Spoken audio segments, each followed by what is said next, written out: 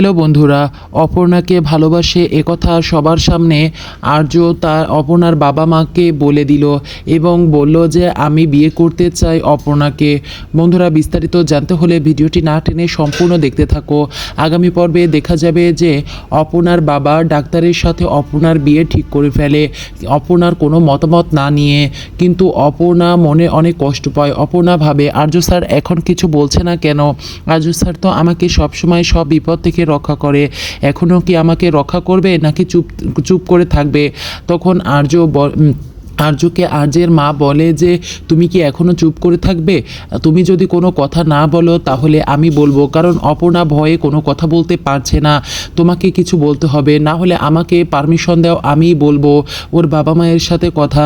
তখন আর্য বলে, সত্যনাথ বাবু, আমি আপনার মেয়েকে অনেক ভালোবাসি, আমি আপনার মেয়েকে আর সারা জীবন ভালোবাসতে চাই এবং বিয়ে করতে চাই।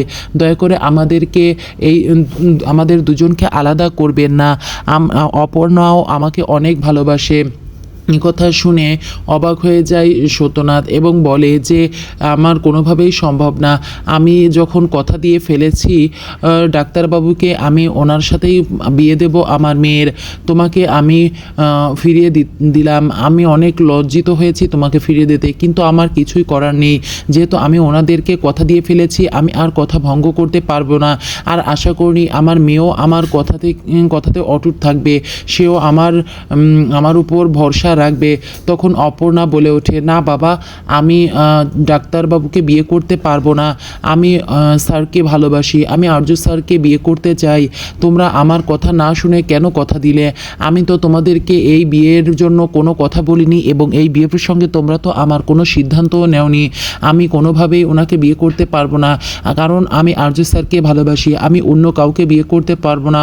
প্রয়োজন হলে আমি সারা জীবন বিয়ে না করে থাকবো, তাও আমি বিয়ে করব না। আমি যদি কাউকে বিয়ে করি তাহলে আমি শুধুমাত্র আর্য স্যারকেই বিয়ে করব।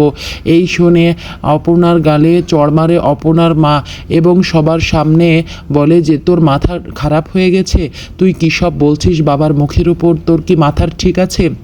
তখন আর্যের মা বলে, আপনারা শুধু শুধু এত বড় মেয়ের গায়ে হাত তুলবেন না, আপনারা বোঝার চেষ্টা করুন, ওরা দুজনকে ভালোবাসে। বন্ধুরা, পরবর্তী নতুন আপডেট ও ধামাকা জানতে হলে আমার চ্যানেলটিকে সাবস্ক্রাইব করে লাইক শেয়ার কমেন্ট করে পাশে থাকো।